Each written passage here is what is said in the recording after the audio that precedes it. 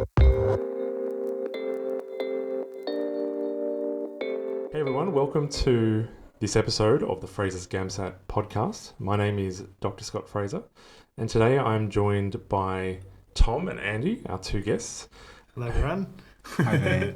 So, guys, today's podcast topic we're going to keep secret for a little bit, but first we'd like to get to know you two better. So, Tom, do you maybe want to give an intro on yourself? Yeah, I'll keep it brief. So I'm a doctor now. I've finished 3 years ago and sat the GAMSAT in 2012 and 2013. So a little bit ancient these days because I did it on paper and did fairly well. I got 77 on my first sit and 84 on my second sit, and started tutoring, joined as one of the Fraser's founders, and yeah, here I am. So happy to be here. Excellent. Andy? Sure. Hi guys, I'm Andy. You might have seen my face. Who knows? I just finished my first degree at Uni Melbourne, getting into medicine next year. I sit GAMSAT twice. The first time was last year, 2019. It was in paper form, Yep. and May 2020 this year, and it was online form. So I actually tried both in paper and online Oh, form. that's good. Which, Yeah. which Be was useful for our chat, I think. Yeah. And I only got 64 the first time. Didn't prepare that much, and the second time was 77. So here I am. Excellent. Well, thanks for joining us, gents. The thing that links both Andy and Tom together is that they both scored 100 in Section 3, the elusive 100. Yeah. Yeah. So Oof. Yeah. I guess maybe, Andy, we'll start with you. Sure. What was your journey sort of towards the GAMSAT? I guess both of the times you sat it. Okay, yeah. Well, Section 3, I reckon it's more of a who you are and how you think test. Yep. Unlike Section 1, because I'm an ESL student and my English isn't that strong. But Yep. Section 3, the English is quite simple to me. And I've got a science background, even though it doesn't matter that much. Yep. But my way of thinking, because I like science and maybe the way I'm thinking really fits ACE's style. Sure. So the first time I went there, I actually scored an 80 without any preparation in Section 3. Yep. Not Yep. much, but like one day or two. That was it. Yes. And the second time, I actually learned a lot, prepared a lot, like did a few questions and like try to figure out where my weaknesses are and things, and just got 100.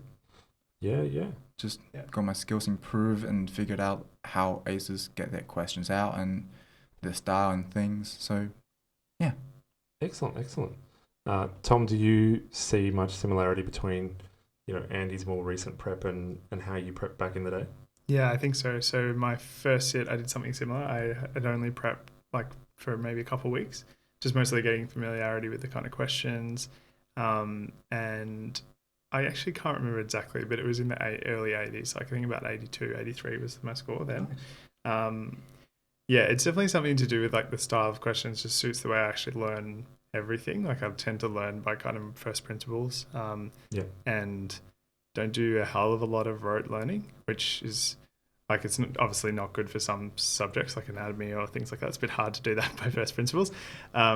And then the second sit, I went through like a more systematic, like with a question log, and really tried to analyze different types of questions and things I was doing well and wasn't doing so well for both Section 1 and Section 3.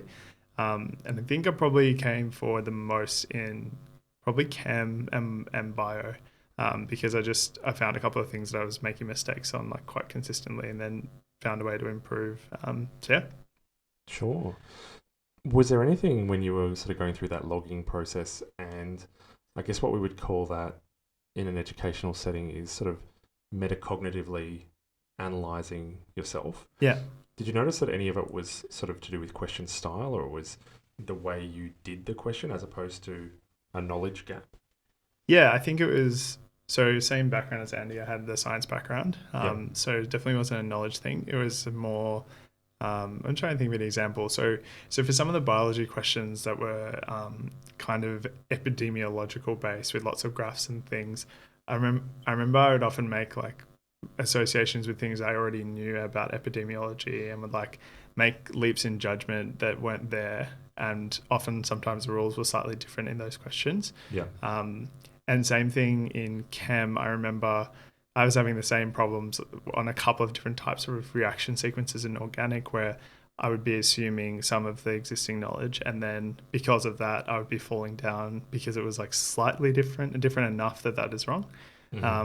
So if anything, I actually kind of left what I knew behind even more, and then just really focused on reading the STEM, like not trying to do any kind of remembering of my first year stuff. Just like do whatever the question tells me is this scenario, and then work with that. Yeah.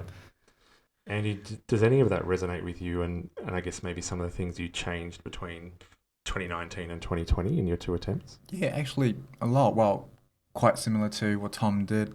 Just getting familiar with the questions and the first principles and things. When I was reading the STEM, just extract as much as information as I can and just relate back to what I know. Yeah. And another thing is like rote learning or carryover knowledge doesn't really help me that much.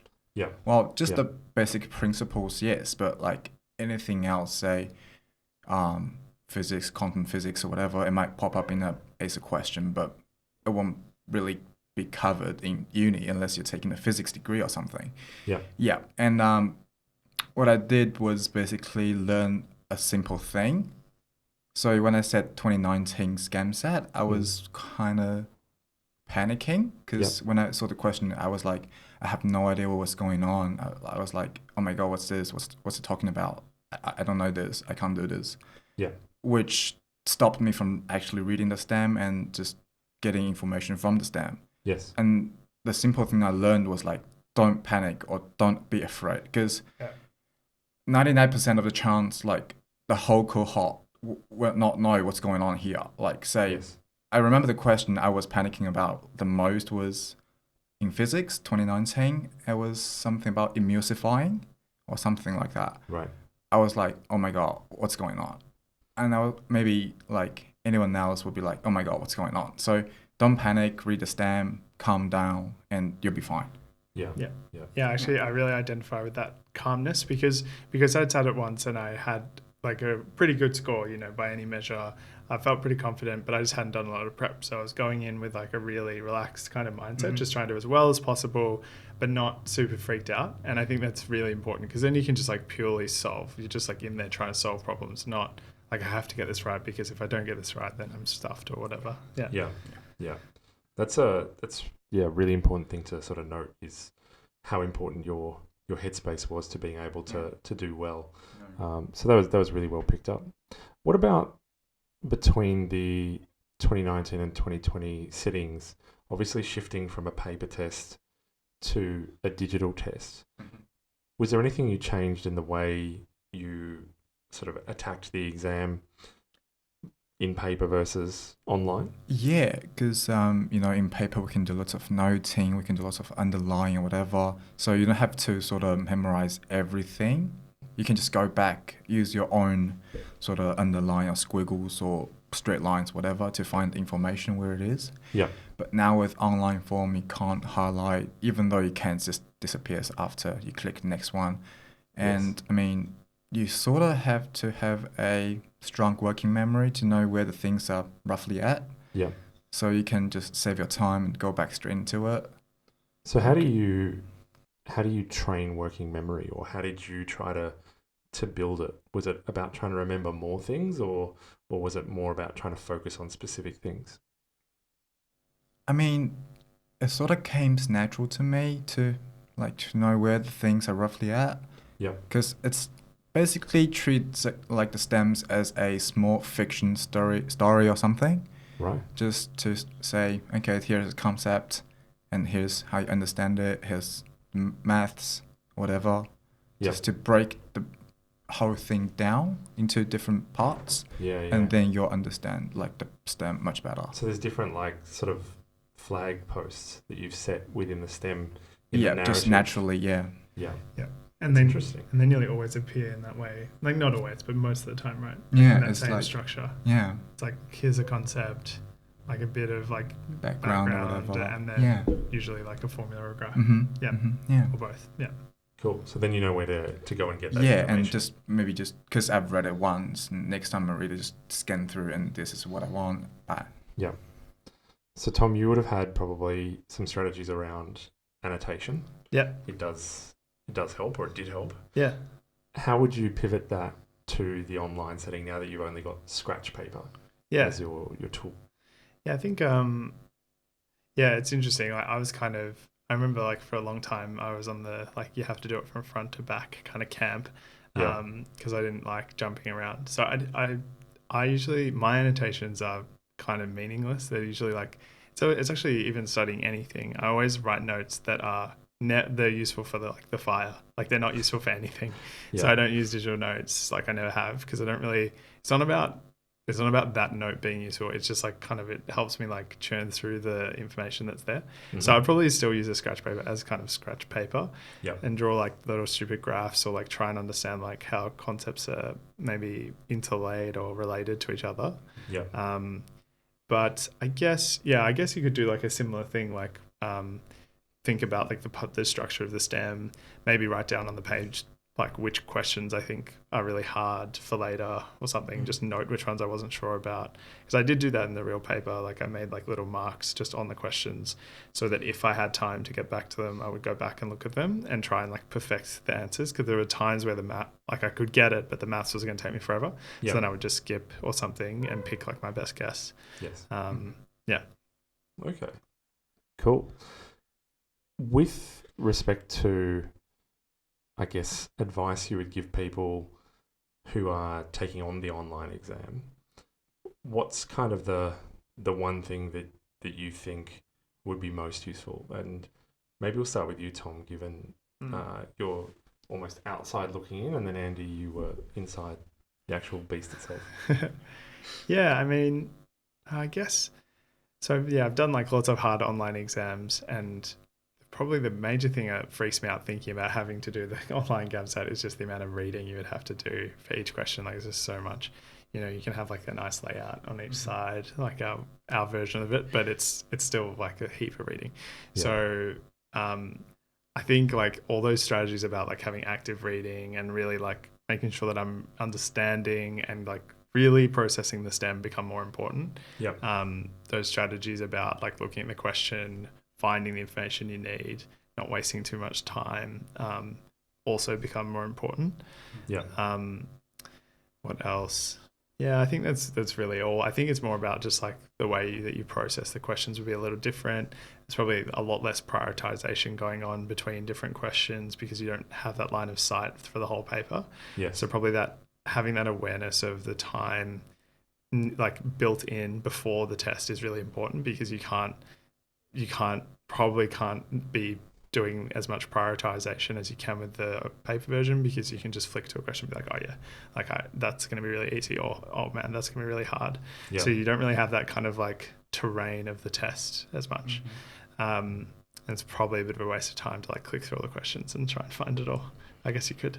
Interesting. So Andy, does that resonate with your experience, or did you do things like click through the questions and, you know, were you able to get a lay of the terrain? So what's your kind of number one tip to make the online exam easier? Yeah, well, actually in May 2020, we didn't have reading time. So basically everything was writing time. So I actually started from the very first minute. So I didn't actually click through everything. So I have no idea what's coming next. So I just started from the very first question and just want to finish every single problem as I can. Yeah. And the most useful tip I think is, like I said before, don't be afraid, and say if a question looks really intimidating in the first place, it may not be that hard.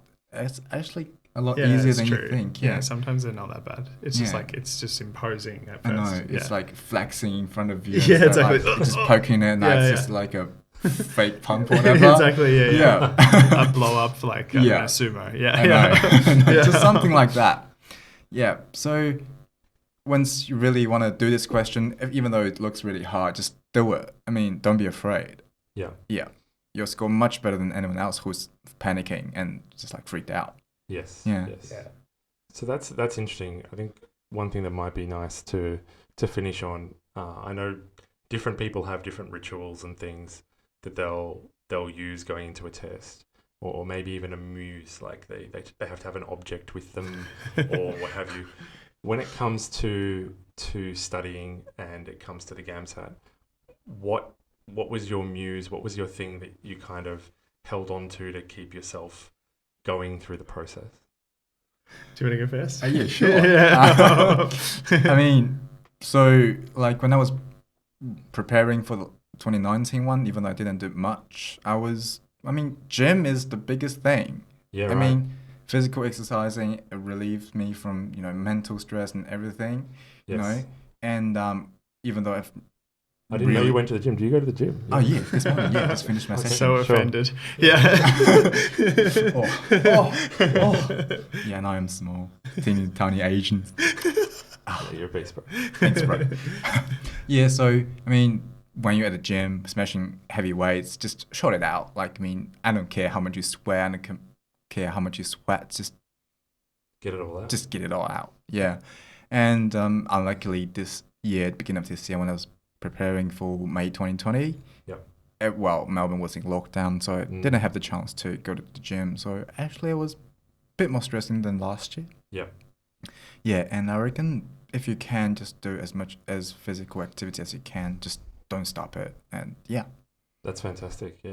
Yeah. What about yourself, Tom? Yeah, but it's not really a muse. It might not look like it, but I do play. I love playing basketball, so I'd play a lot, and like go for runs and go to the gym occasionally. Probably, I really like listening to white noise stuff, like rain and like whatever Lo-fi, sounds. maybe? Yeah, actually not lo-fi, because lo-fi is like anything that has like a tune is like distracting. I like I'm in like the Amazon studying like in some orb or something, like just sounds of like birds and like rain and whatever. Yeah. Classical music is also okay, but I don't feel smart enough to be listening to classical music. I feel like I'm like Einstein or something.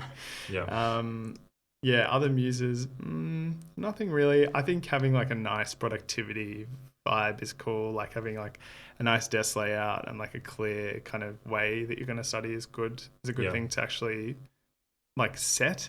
Some people just kind of do things chaotically, but it's nice to be like, okay, I'm going to do it on paper, or with it online, I'm going to use Notion, or I'm going to like have a strict structure, OneNote, Notability, whatever you want to use, and then structure in a certain way, link them, create Anki decks, whatever. I know a lot of the tutors have their own like, particular vice for when it comes to that, but just pick something that you like. Yeah. That's really awesome. They're two really good pieces of advice. And I think, my tying off advice for people would be having both a physical release and something that you do mentally are both contingent. And it's kind of been the theme as well in how you guys are able to score well, stayed calm, also attacked the exam, and part of that is being in a headspace where you can do that. So you do need to be able to physically release, you do need to be able to focus, and you guys were obviously doing that, and it paid off. Hopefully this podcast is coming early enough for everyone that you can start looking at implementing some of those things as well.